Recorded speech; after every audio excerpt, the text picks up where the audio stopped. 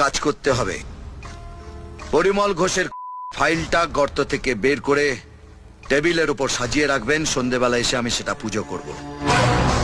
ওরকম কোনো ফাইলের কথা আমার জানা নেই। কেন বাচ্চা ছেলের মতো কথা বলছেন? সবার সামনে বাপের হাতে মার খেতে চান? আমার বায়োডাটাটা আপনি তো খুব ভালো করে জানেন। 4টেকে গেছি, আরো 3টে কাবার প্ল্যানও আছে। 5 নম্বরে যদি আপনার নামটা না লেখাতে চান, তাহলে সন্ধ্যায় যেন ফাইলটা টেবিলের উপর তৈরি থাকে। এর পরের বার যখন বাড়ি থেকে বেরোবি, তো স্ত্রীকে বলবি যেন নুন আর শুকনো লঙ্কা পুড়িয়ে পা থেকে মাথা অবধি ঘুরিয়ে দেয়।